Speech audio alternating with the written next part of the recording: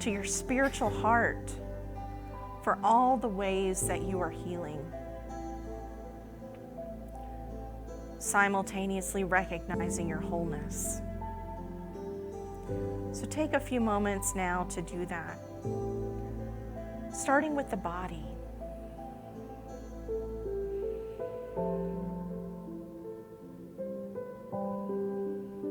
In what ways has your body been a conduit of healing?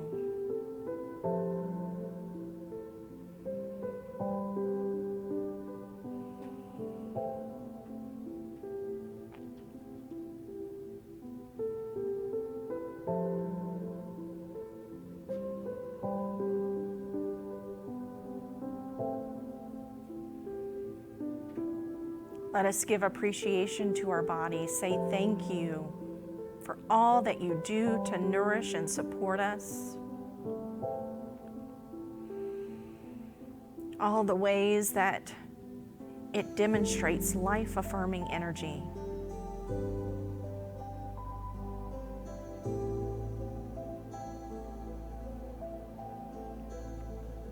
I invite you to move to your mind now, to your consciousness.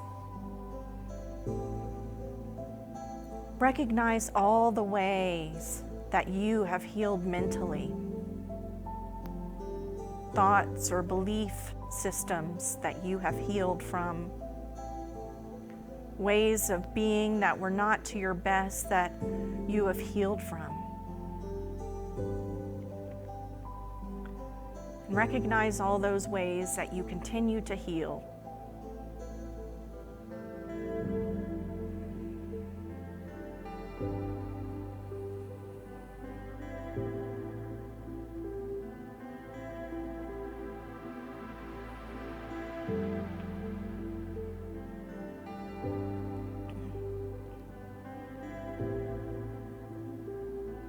Let us say thank you to our consciousness, thank you to our minds for all that we can do with it.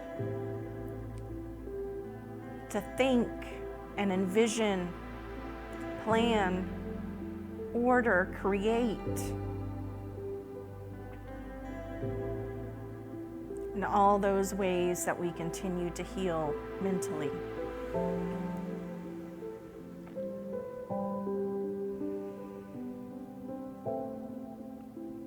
Moving inward to your spiritual essence, to the whole and perfect spiritual being that you are.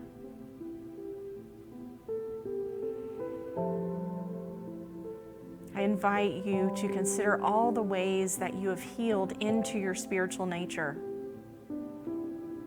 healed into recognizing your wholeness, your perfection, your divinity.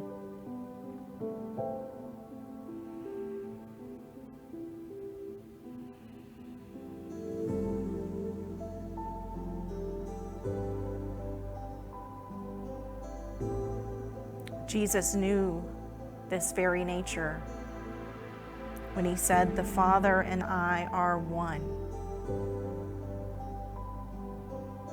The Father and I are one. Know this oneness for yourself here today.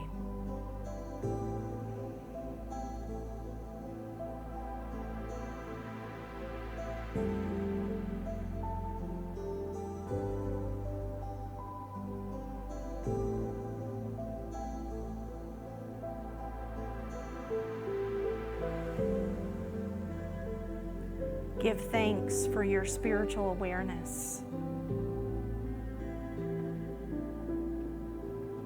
for unfolding into the wholeness, the oneness of your spiritual nature.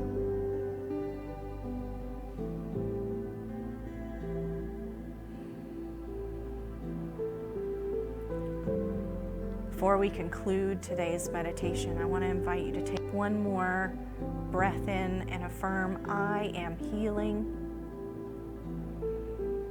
Breathing out, "I am whole."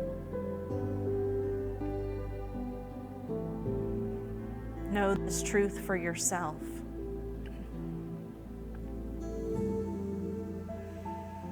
And with that, I invite you to bring gentle awareness back to your body, back to this space. You might start by maybe just wiggling fingers and toes. Maybe take a moment to roll your shoulders or just take a gentle stretch with your neck. And when you're ready, I invite you to open your eyes and return to this space.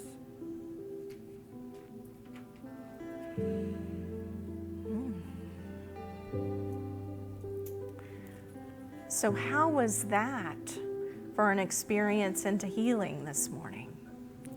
I got lots of thumbs up. Everybody's good. All right, that's it. We can go home, right? Lesson learned. All right. So I'm going to ask you to bear with me because there was no point in practicing this weekend for my talk that I could get through without coughing.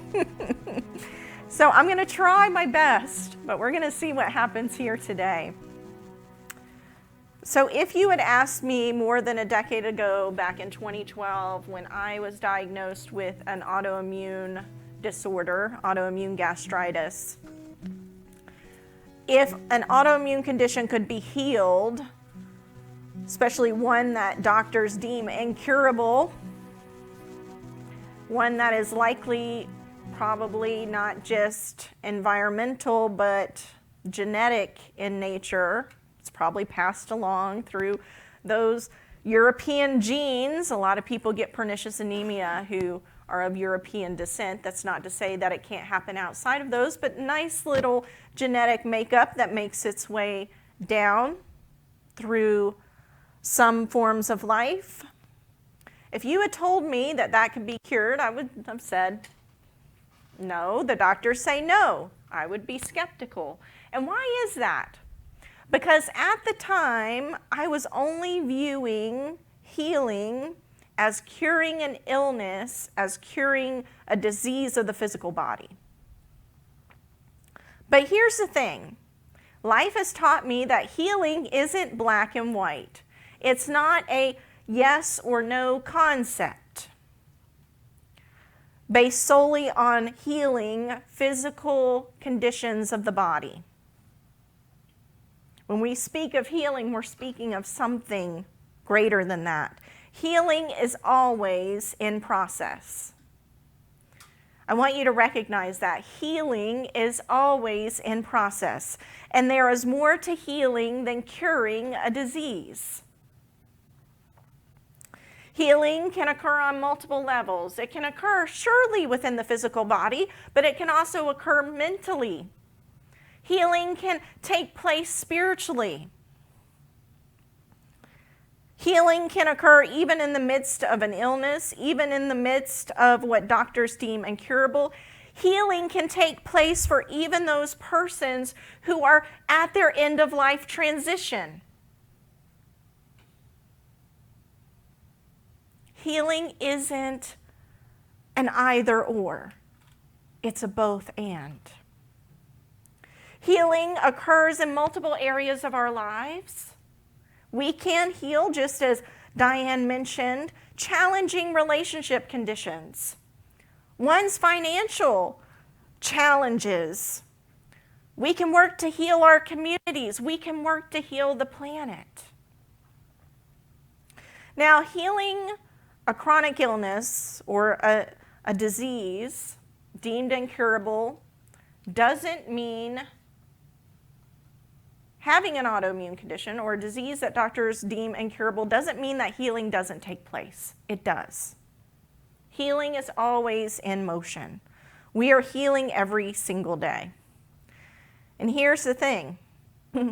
I must have needed to learn this lesson again, because when I traveled up to Unity Village for what I thought was going to be a wonderful, fantastic week with my peers, getting to explore the grounds, getting to go to convention, I ended up getting COVID. So my husband and I traveled up on Thursday. We spent Friday at the zoo. Saturday, I started to get a scratch in my throat. Maybe it's allergies, I thought. It's got to be allergies. So I admit, when this first started, I was not along for whatever ride it was wanting to take me on, right? The first 24 hours of feeling the scratchiness, feeling the congestion start, feeling that little bit of a tickle, that sore throat, I did everything I could to push it away. I contacted the prayer team. I contacted the wellness team. I prayed, I meditated, I gargled with Listerine, I gargled with salt water, I beefed up my allergy meds. Surely this is not happening. And I kept saying, this couldn't be happening. This is the entry into the ministerial program. Why is this happening? Yet it was. So despite my disappointment, even in the midst of having COVID, while at Unity Village, I still had the opportunity to heal. It was an opportunity to unfold more into my wholeness. It was an opportunity to get to know more about myself, more about how I process the world. Excuse me. And through this process, I learned how to view myself with a little bit more compassion. View my journey with a little bit more compassion. And that in itself is healing. As I was feeling the guilt, feeling the kind of shame of, why is my body doing this? Why do I have an autoimmune condition that makes me more receptive to viral infections? I got a wake-up call from my group facilitator who said, just stop. You don't need to be present today. Rest. Take time. Heal. And that's what I did. So sure, my body still struggles with what doctors have deemed to be an incurable autoimmune illness. I'm not claiming to have healed that yet, right? I'm hopeful with new advances in science, new things that are being done with CAR T-cell technology. They are healing lupus in test trials. Maybe someday that can be applied to other autoimmune conditions. So I'm hopeful. And yes, during my time at Unity Village, I had COVID. But during my trip, I shifted my perspective a little bit more. I shifted my perspective to be a little bit more receptive to healing. Now, I may not have had control over the duration of the illness, the onset of or order of the symptoms, the severity in which they would hit, which I was very lucky in terms of it was a very mild COVID.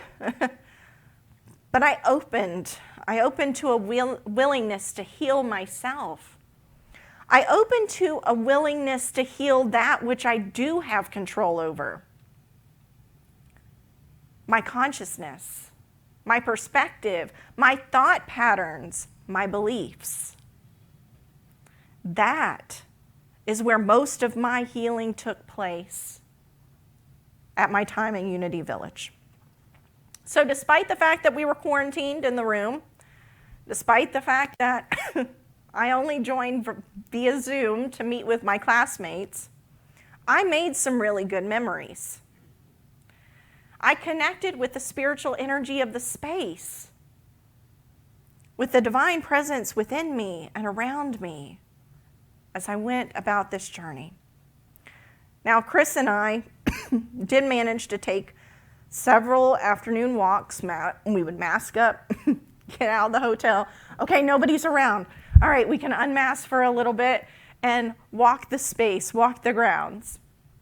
So we got a chance to do some of that. And on our last afternoon at the village, Chris and I felt well enough to go and, of course, he didn't get anything. I'm not sure how. He was spared of the COVID nuisance.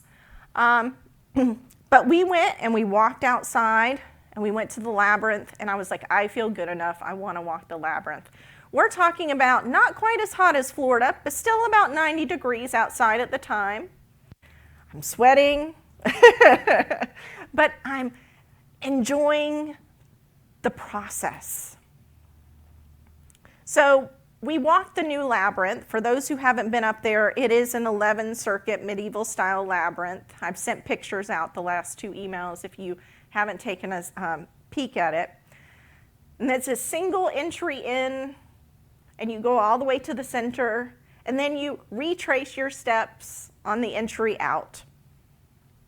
And as I walked the labyrinth, I didn't just walk it. I opened myself up. I opened up my hands. I opened up my heart space. I allowed myself to be receptive to that healing energy, to that presence of God that was there with me. I opened myself up to being receptive to the insight, to the wisdom, to the understanding that I needed to take away from that moment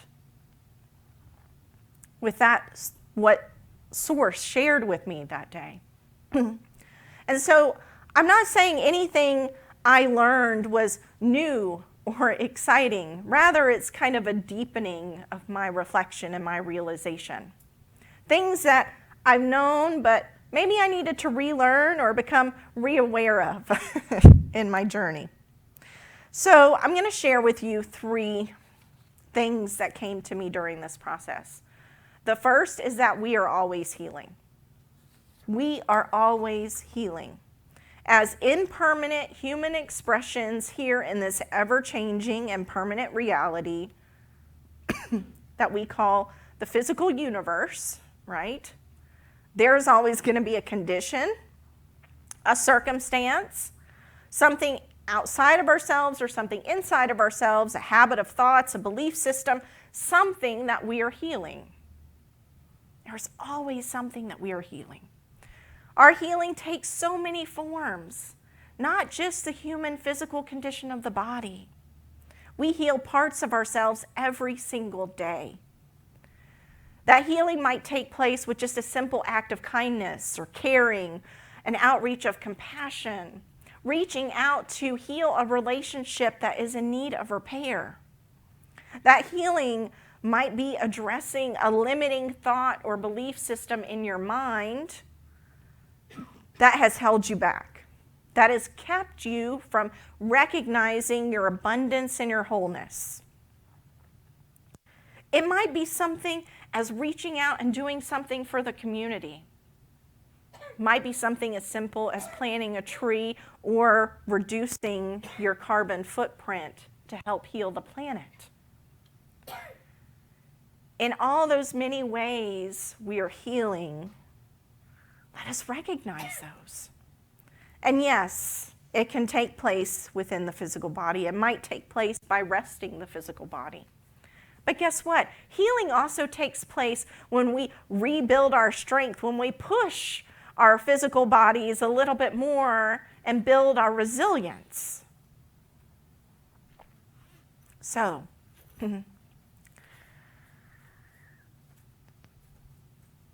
I want to share with you a quote, because as the Unity booklet, Healing 1,000 Different Ways, which is available through unity.org, you can get a digital or you can order a print copy free.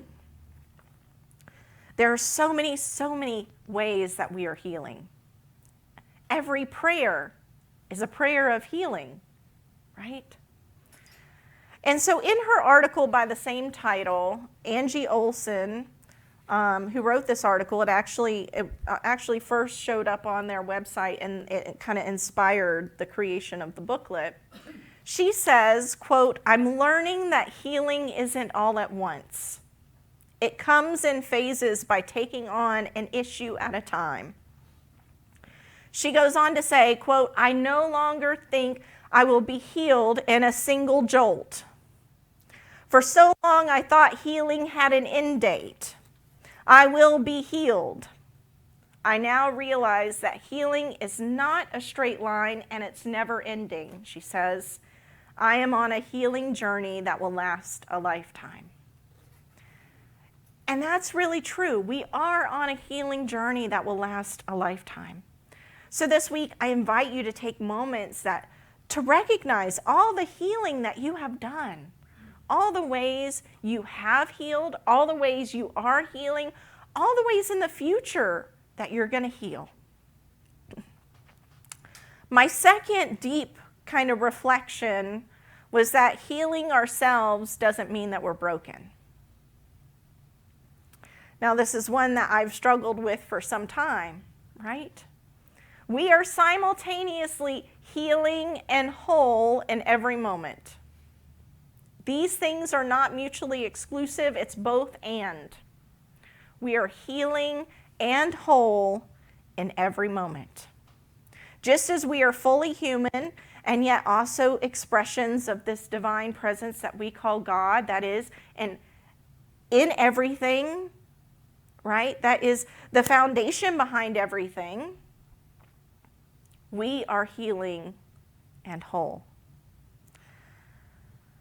The act or expression of healing does not negate our wholeness, nor does recognizing our wholeness prevent us from healing or unfolding further into that wholeness.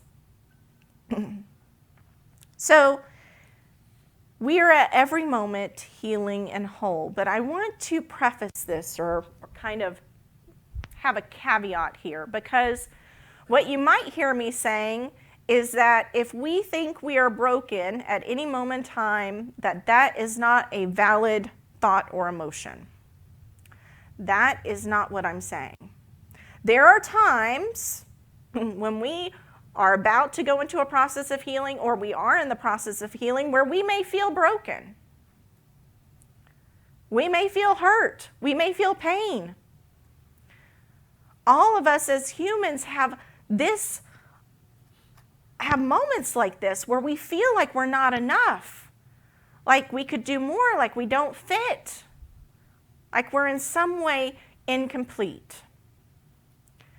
And rather than push those down, rather than ignore it, rather than say, oh, well, that's untrue, so I'm not going to address that, I would say do the opposite. I would say honor that emotion. Hear that critical voice when it comes about, because what it's saying to you is that something needs to be healed. It could be a thought, a belief system, something deep inside. There is a seed of something, some emotional pain from your past experience or from your present reality that needs to be healed. So I'd say hold space for that. Lean into it a little bit. Do a little bit of shadow work. But still know that even though you're doing that, healing, it doesn't mean that you're broken. So I've experienced my fair share of feeling broken over the years. I have an autoimmune disorder. I have been struggling with that since 2012. Well, technically, a little bit before that, not knowing what it was, but having a name for it. I've been struggling with that feeling like, well, there's all these people that are so much more resilient, so much more hardy when it comes to not getting the flu or the cold or COVID. Why me?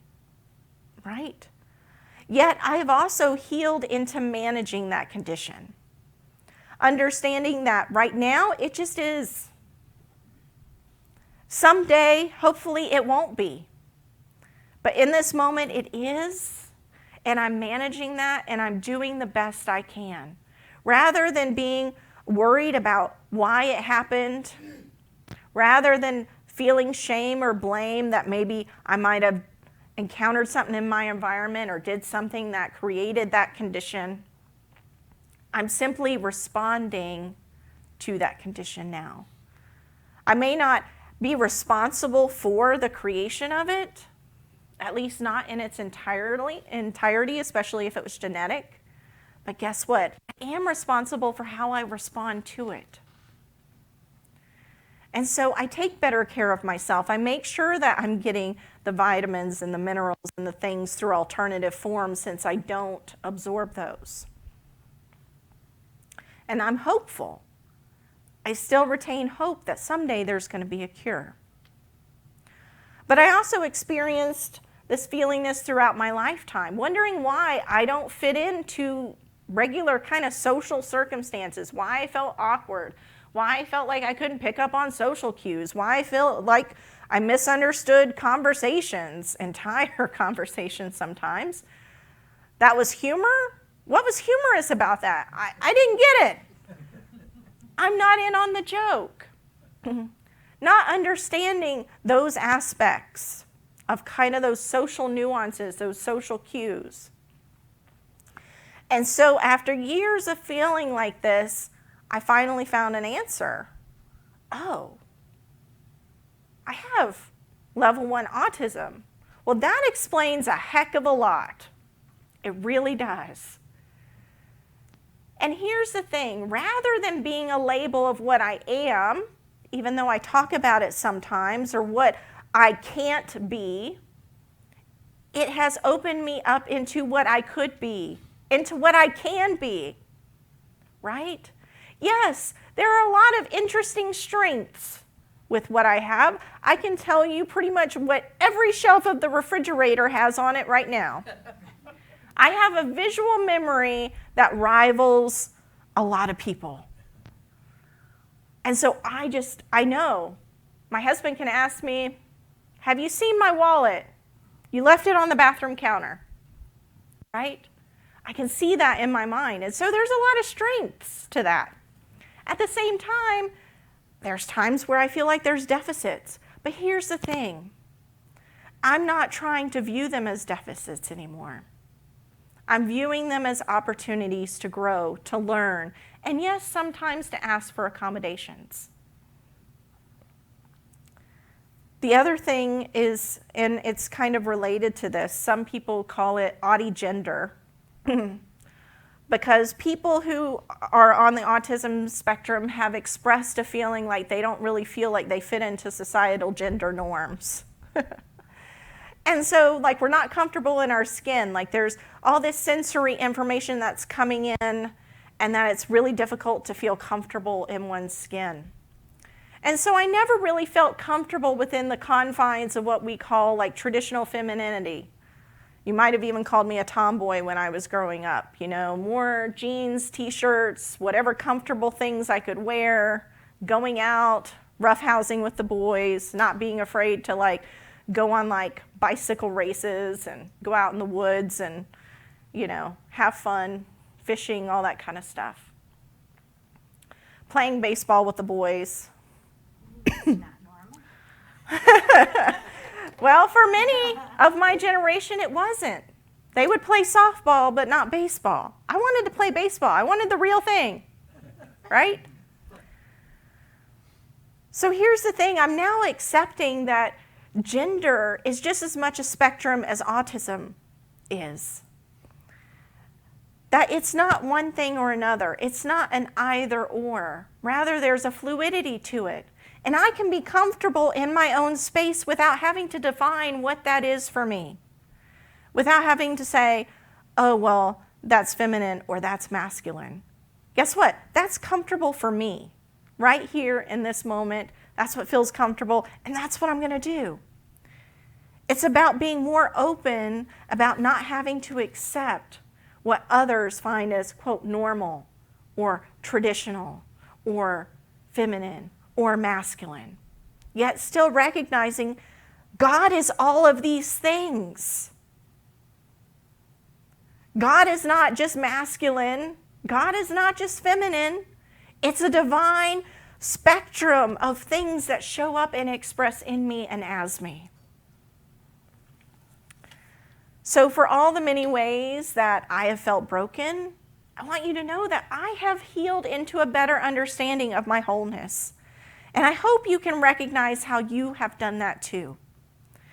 Looking back on all those moments where I felt broken, I realized I wasn't broken. I was simply viewing life through a limiting perception or perspective of who I was and who I could be. And I've opened myself up to a different perspective. I'm healing parts of myself even as I embrace more of my wholeness. And I hope you can recognize how you are doing the same. So if you are healing from something, a chronic illness or disease, some sort of physical challenge, maybe you're healing from a mental health challenge, anxiety or depression, or the list goes on in DSM for, I don't know, probably thousands and thousands of pages of how we show up, right, in this world. Maybe you are healing from an addiction, maybe drugs or alcohol or gambling or food, possibly even social media addiction. We have that now, right? In all those ways that you are struggling with to heal challenging financial situations, or working with limiting beliefs within your own mind, in whatever ways you are healing, I want you to know you are not broken. You're not broken. The third deepening reflection that I had at Unity Village was realizing that healing into our wholeness means that, yes, life is going to take some unexpected turns. So I walked through this beautiful labyrinth, reflecting on my own healing journey, reflecting on how I was healing in that moment, being open and receptive. And I realized that the twists and the turns of the labyrinth mimics the human experience. Now, I'd walked labyrinths before, but I don't know that I quite had that realization. So we are all whole. We are all wrapped and made of this divine presence as we walk the labyrinth of life. This divine presence is the very fabric of the labyrinth of life we walk. Sometimes I'm getting closer to the center, and then I would find out I'm actually turning and moving more towards the periphery. Sometimes I was traveling right, sometimes I was traveling left, but guess what? Every moment I was actually in the presence. And with each turn, we have a choice. It can be an expected turn, it can be an unexpected turn in life, but with each turn of our journey, we have a choice. We can either resist, push away, deny, build up negativity and resentment, and say, that can't be healed, or I'm not going to recognize that that can be healed. Or we can open ourselves.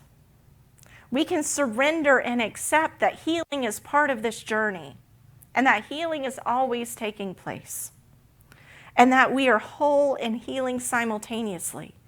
These things are not mutually exclusive. And when we do that, we enter into the flow. So unexpected turns, just like my viral illness during my first residency period at Unity Village, happens. But they don't last forever. They don't last forever. We are continuously in motion. We are continuously healing into our wholeness. So this week, I want to invite you to reflect on these three things. The idea that healing is always taking place, that we are simultaneously healing and whole, that we're not broken, and that, guess what? There's going to be times where there's unexpected turns. So I invite you to reflect on all these different ways you are healing, all of the wholeness that you are. And I want to thank you for joining us for our conclusion to our series, Healing into Wholeness. I, as the leader of the spiritual leadership team, had a lot of honor and just a lot of joy in putting together this month's series. We got to learn about Myrtle and Charles. We got to learn about energy healing and the various ways that we can heal ourselves, not just physically, but also mentally. Last week, we got the beauty of hearing Jennifer Grant's message with vulnerability and strength on how she healed into her wholeness. And today, I hope you got to take away a little bit from my own message. I hope that you will join us in July and August, because we are going to be starting a new Sunday service series called Living with Intention. Next week, we have invited Reverend Ron Holdaway to join us at the pulpit. He's going to speak about centering prayer and praying with intention. Namaste.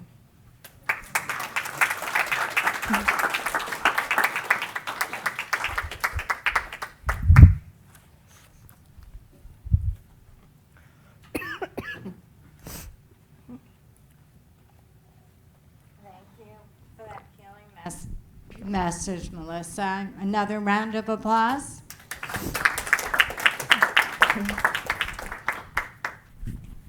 And now it is time to enter into generosity consciousness. Thank you to all who have continued blessing our spiritual community with your tithes and offerings.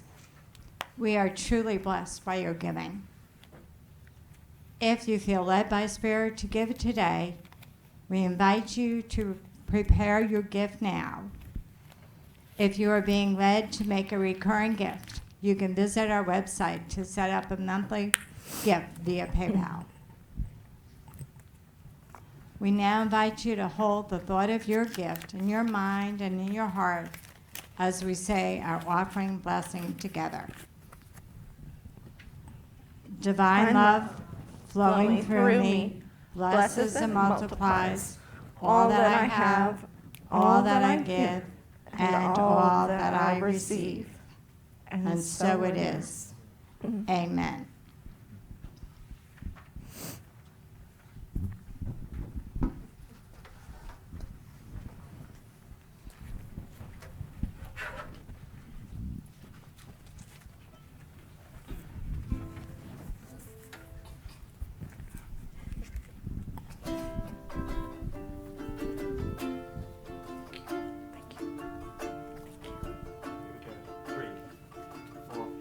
I'm healed, whole and healthy. I relax and visualize. I am healed, whole and healthy. I am well. I am well. I am healed, whole and healthy. I accept and I receive. I am healed, whole and healthy. I am well. I am well. I am well. I am well. I am healed, whole and healthy. I've got love surrounding me. I am healed, whole and healthy.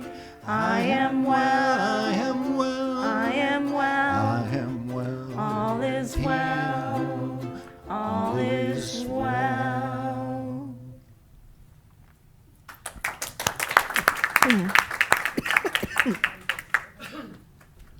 Thank you, Unity Singers. Thank you again, Melissa, for your message today and good meditation. Thank you. Diane, thank you for platforming for us today and reminding us that next Sunday is birthday Sunday. Okay, so there'll be cake, right? And hot dogs. And hot dogs, all right. I haven't had a hot dog probably since last 4th of July. Thank you all again for joining us today. Hope to see you again next weekend. And those that are on Facebook Live, thank you for joining us as well. So we're at the end of our service, so let's join in a circle. Do we have enough to make the biggest circle we can make here?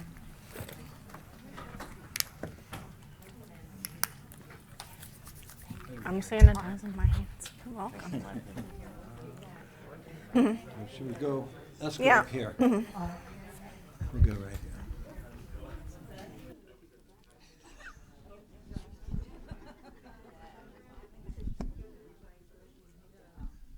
We're good.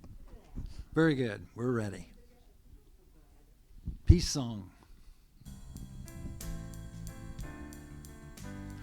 Let there be peace on earth, and let it begin with me.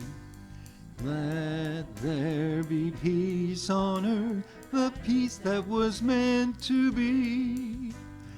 God as creator, family are we. Let us walk with each other in perfect harmony. Let peace begin with me. Let this be the moment now. With every breath I take, let this be my joyous vow. To take each moment and live each moment in peace eternally. Let there be peace on earth, and let it begin with me. Thank you. Good job, everybody. And now we'll sing our prayer for protection. Are you ready?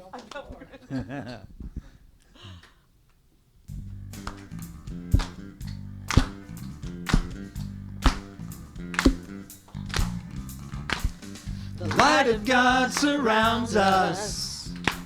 The love of God enfolds us. The power of God protects us. The presence of God watches over us. Wherever we are, God is. The light of God surrounds us. The love of God enfolds us. The power of God protects us. The presence of God watches over us. Wherever we are, God is. Remember, you are both healed and whole simultaneously.